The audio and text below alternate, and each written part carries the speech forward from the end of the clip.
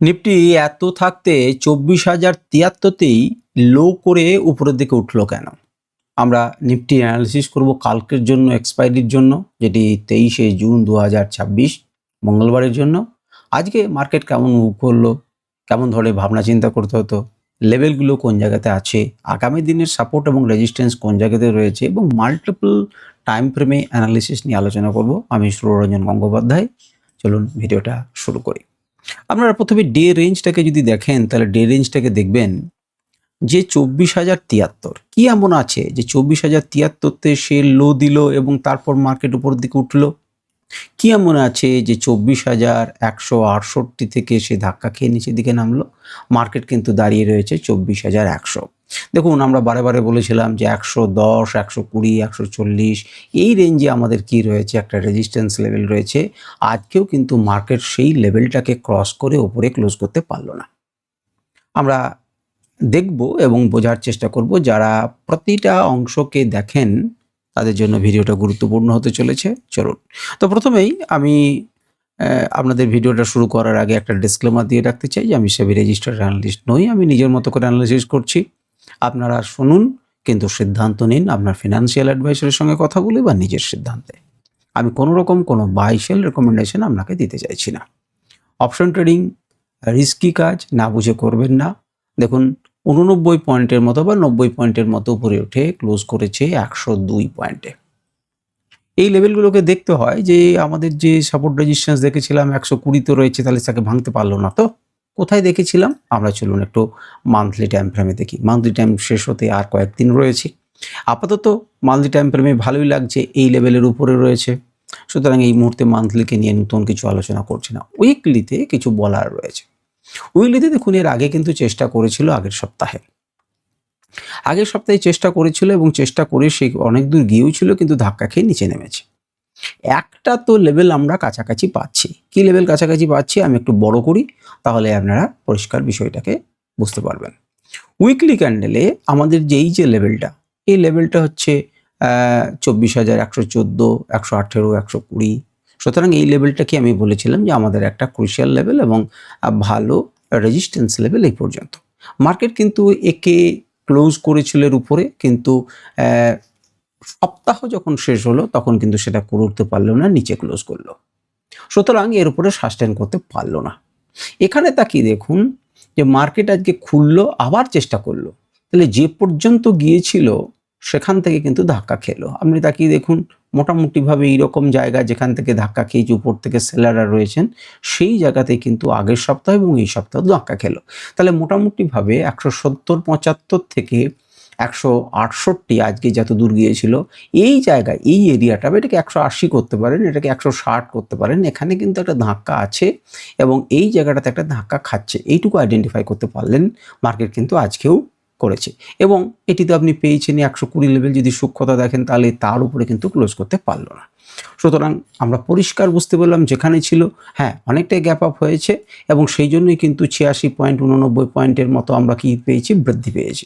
তাহলে দুটি লেভেলকে আপনারা বুঝতে পারলেন এবং উইকলি লেভেল এটা কিন্তু খুব ছেলেখেলা করার জিনিস নয়। কিন্তু এখনো পর্যন্ত আমরা নিচের অংশটাকে ধরতে পারলাম না যে নিচে কেন ঠিক এই জায়গাটাতেই সে সাপোর্ট নিয়েছে। যদি আমরা একটা দাগ দিই, আমি একটা দাগ দিচ্ছি, দেখুন তো আপনি চিনতে পারেন কিনা। আমি একটি দাগ দিলাম এবং একটু বাঁ দিকে ডান দিকে একটু নজর রাখুন।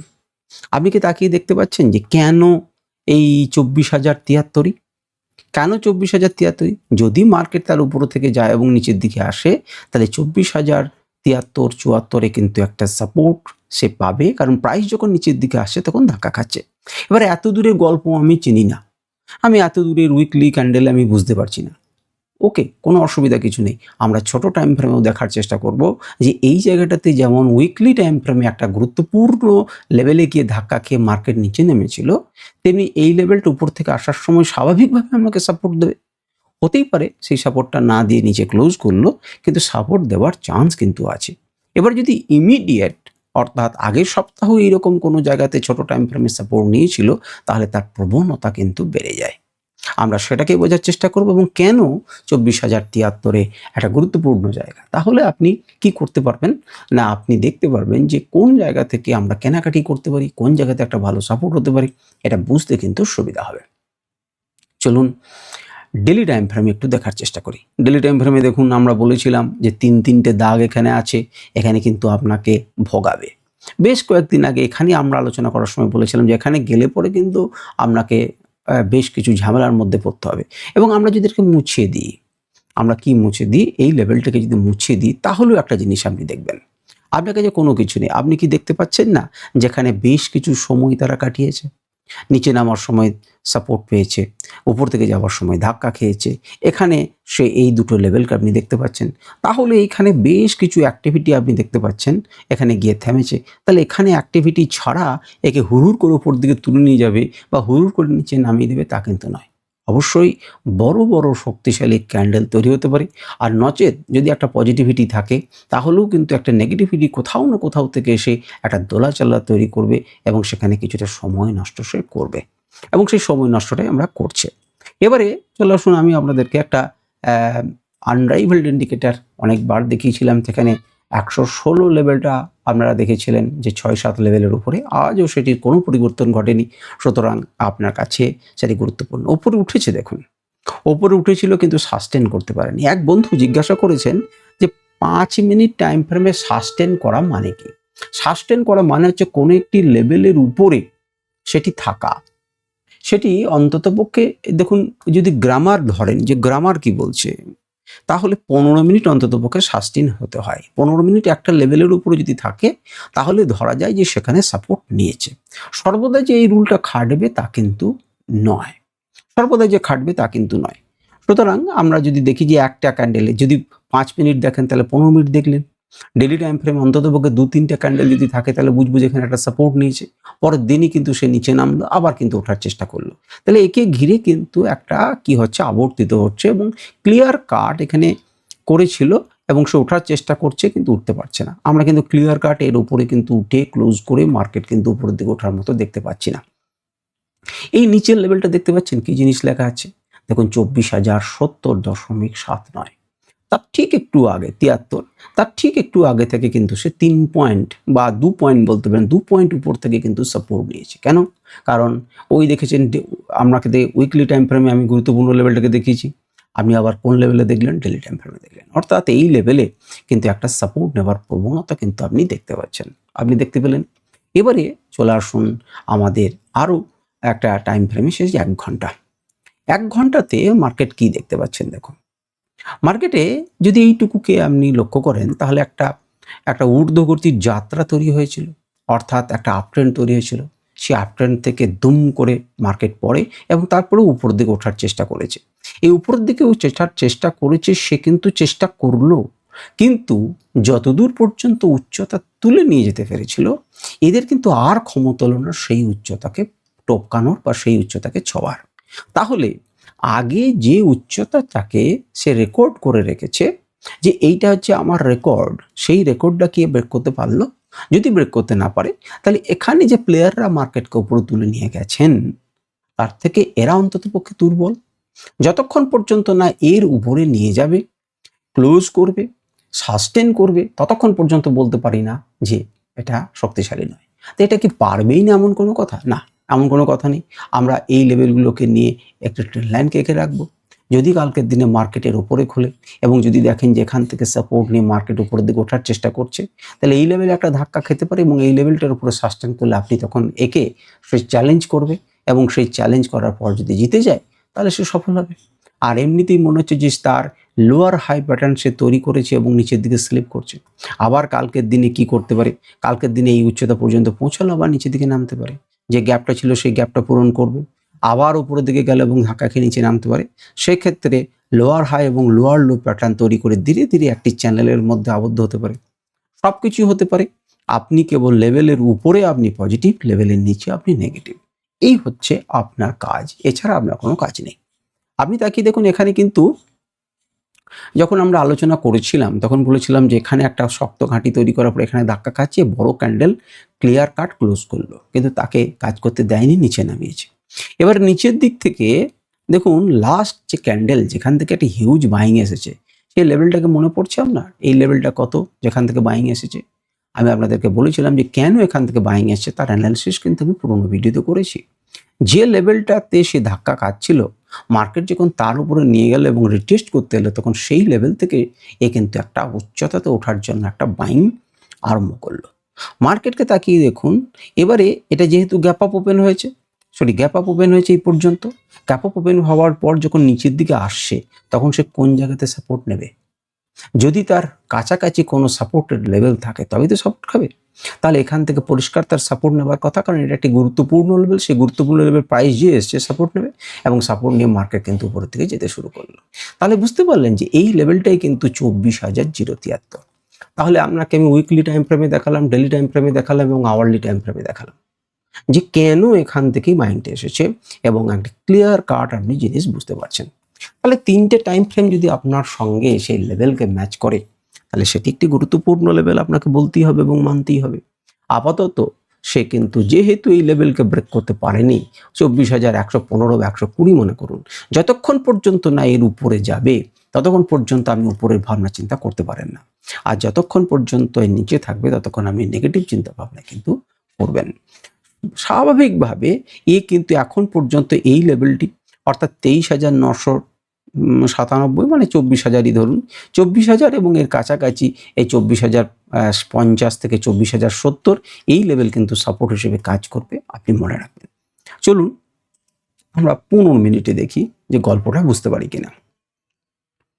15 মিনিটে যদি আপনি দেখেন তাহলে আপনি কি দেখছেন? 15 মিনিটে মন দিয়ে যদি দেখেন তাহলে দেখবেন এখান থেকে একটা বাইং এসেছিল, কি আসেনি? বাইং এসেছিল এবং আমি আপনাদেরকে দেখানোর জন্য একটা কি করছি, একটা সিগন্যালকে ড্র করছি। তাকে দেখুন একটা লাইনকে ড্র করছি। আপনি কি বলতে পারেন যে এই যে লাইনটা সবচাইতে নিচে যেখান থেকে ভাইরাসটা মার্কেটকে হু হু করে তুলে নিয়ে গেছিল সেই লেভেলটিতে এই লেভেল। তাহলে প্রাইস যখন এখান থেকে নিচে নামছিল অবশ্যই আপনাকে সাপোর্ট দেবে, কিন্তু এই যতদূর পর্যন্ত ক্ষমতা এর কিন্তু ততদূর পর্যন্ত ক্ষমতা হলো না। তার মানে আপনি ক্লিয়ার কাট বুঝতে পারলেন এর যতটা ক্ষমতা ছিল, ক্যাপাবিলিটি ছিল, সেই ক্যাপাবিলিটি এই বায়ার্সদের নেই।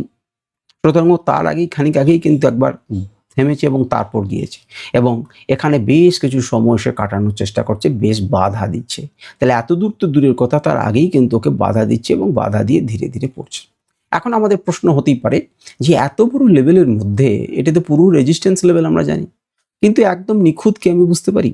নিখুঁত বোঝার জন্য আমি 5 মিনিটে যখন দেখাবো ছোটো টাইম ফ্রেম আমাদেরকে আমি দেখাচ্ছি যে একদমই এই লেভেলটাতে সে ধাক্কা খাচ্ছে কেন, অর্থাৎ পরিবর্তিত মার্কেটে এখানে একটা রেজিস্ট্যান্স আছে আমি কিভাবে বুঝবো। দেখুন ধাক্কা খেয়ে নিচে নামলো, নিচে নেমে সে আবার এখানে একটা বেস তৈরি করছে, আবার কাছাকাছি এলো, সাপোর্ট নিয়ে উপর দিকে গেলো। আপনি এখানে গেলে পরে ক্লিয়ার কাট সব কিছু দেখতে পাবেন।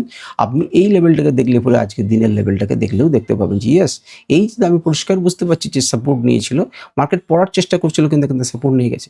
নিচের দিকে গেলে পরে সে সাপোর্ট দিচ্ছে এবং একটা বেস তৈরি করছে। বেসটাকে যখন ভাঙলো কিছু দূর নিয়ে গেল, কিন্তু এই লেভেল যে লেভেলটা আপনাকে ভাঙলো উপরে যেতে দিচ্ছিল না সেই কি করলো, তার উপরে যেতে দিল না, নিচে নামলো।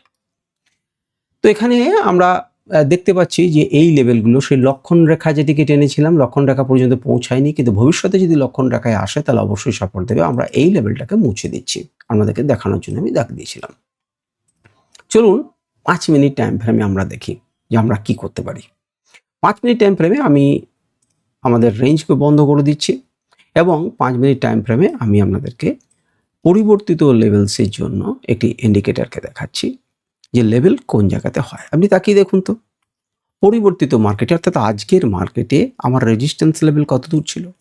এখানে একটা রেজিস্ট্যান্স লেভেল ছিল, একটা লেভেল ছিল, সেই লেভেলটা প্রাইস যদি নিচে থাকে তাহলে রেজিস্ট্যান্স লেভেল। এখন এর উপরে কি কেউ একটা ক্যান্ডেলও ক্লোজ করেছে? উত্তরের চিহ্ন। তাহলে এই রেজিস্ট্যান্স লেভেলকে তারা ধাক্কা খেয়ে ভাঙতে পারছিল না, তার আগে দেখুন বারবার ধাক্কা খাচ্ছিল। যদি বা সেটা পারলো উপরের রেঞ্জকে ব্রেক করতে পারলো না এবং মার্কেট সেখান থেকে ধীরে ধীরে নেমে গেল এবং নেমে যাবার পর যখন এই রেজিস্ট্যান্স লেভেলের নিচে নামলো তখন দীর্ঘক্ষণ সেটাকে ভাঙার চেষ্টা করছে, আবার যাবার চেষ্টা করলো কিন্তু যেতে পারলো না, কারণ এই লেভেলগুলোকে তাকিয়ে দেখুন এই লেভেলটাতেই কিন্তু সে মাঝের একটা ইন্টারমিডিয়েট লেভেলে ধাক্কা খেলো এবং ধীরে ধীরে ধীরে ধীরে মার্কেটে একটা লেভেল থেকে আর একটা লেভেলে নেমে গেল। অর্থাৎ পরিবর্তিত মার্কেটে আমাদের কি আছে না সাপোর্ট রেজিস্ট্যান্স আছে। এর সঙ্গে যদি মিলিয়ে দেখেন তবে বুঝতে পারবেন যে সত্যিকারের পরিবর্তিত মার্কেটের লেভেল কেমন ধরনের হয়।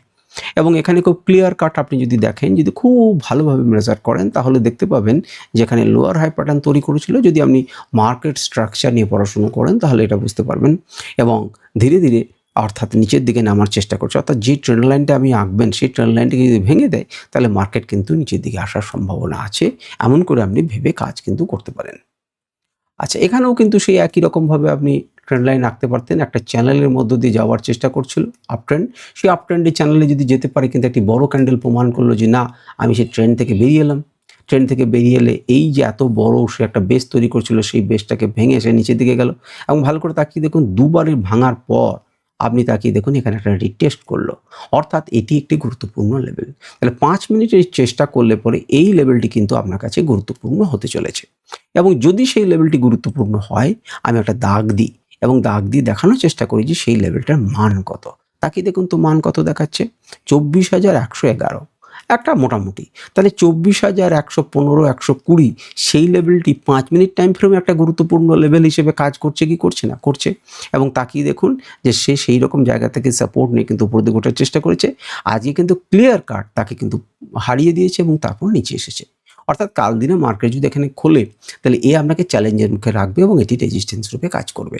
এইভাবে আপনাকে কিন্তু সাপোর্ট এবং রেজিস্ট্যান্সকে ড্র করতে শিখতে হবে সঠিকভাবে, তবে কিন্তু আপনি কি করতে পারবেন, নিখুঁত মার্কেটের সাপোর্ট লেভেলগুলোকে খুঁজতে পারবেন। ঠিক আছে? আচ্ছা, যে লেভেল থেকে বাইংটা এসেছিল মার্কেট কিন্তু সেই লেভেলেই এসে দাঁড়িয়ে রয়েছে। যেখান থেকে বাইং এসেছিল সেখানেই কিন্তু মার্কেটটা দাঁড়িয়ে রয়েছে। আমরা জানি না এই বায়ার্স এখান থেকে মার্কেটকে আবার তুলে নিয়ে চলে যাবে কিনা। যদি তুলে নিয়ে যায় তাহলে কোথায় যাচ্ছে, এইভাবে একটা ট্রেন্ড লাইনকে এঁকে রাখুন। যদি এইরকম জায়গাতে কোথাও খোলে তাহলে আপনি চেষ্টা করুন এটা রেজিস্ট্যান্স রূপে কাজ করবে। আর যদি বাই চান্স এর উপরে খুলে দেয় তাহলে ঘাবড়াবেন না, এখানে যখন আসবে সাপোর্ট নিয়ে যেতে পারে। যদি না পারে তো সবথেকে ভালো স্টপ লস নিয়ে বেরিয়ে যাবেন। সুতরাং আপনি কিন্তু এইভাবে সিদ্ধান্ত নিতে পারেন। কালকের জন্য এক্সপায়ারিতে এরা কি ভাবছে, ডেটা কি বলছে? ডেটাতে খুব পরিষ্কারভাবে দেখছি যে 24,000-এর নিচে যে লেভেল সেখান থেকে কল রাইটাররা কিন্তু পালিয়েছেন। অর্থাৎ তারা নেগেট করেছে, বিয়োগ করে দিয়েছে। তারা মনে করছেন যে মার্কেট একটা শক্তিশালী জায়গাতে দাঁড়িয়ে রয়েছে এবং সেটা 24,100-তে শক্তিশালী জায়গাতে দাঁড়িয়ে রয়েছে, মার্কেটের নিচে হয়তো যাবে না, যার জন্য কল রাইটাররা এখান থেকে পালিয়ে গেছেন। অন্যদিকেও যদি বলা হয় তাহলে কল রাইটিংও কিন্তু প্রচুর হয়েছে 100, অর্থাৎ 200, 250 এই জায়গাতে। অর্থাৎ মার্কেট একটা টাইট রেঞ্জে রয়েছে, আজকের ডেটা অন্ততপক্ষে সেই কথাটাই বলছে। আমরা দেখতে পারবো যে মার্কেট কালকে কাকে হারায়, কী সমাচার, নতুন করে আমরা সমস্ত কিছু দেখার চেষ্টা করব। আজকের ভিডিও এই পর্যন্তই। নমস্কার, ধন্যবাদ। আশা করি নিফটি অ্যানালিসিসের এই ভিডিও আপনাদের ভালো লাগলো এবং আপনারা কিছুটা জানতে পারলেন বা শিখতে পারলেন। আপনারা কমেন্ট করবেন, আপনাদের কমেন্ট আমাকে উৎসাহ দেবে। যদি আপনাদের কোনো প্রশ্ন থাকে অবশ্যই করবেন, আমি প্রশ্নের উত্তর দেওয়ার চেষ্টা করব। নমস্কার, ধন্যবাদ।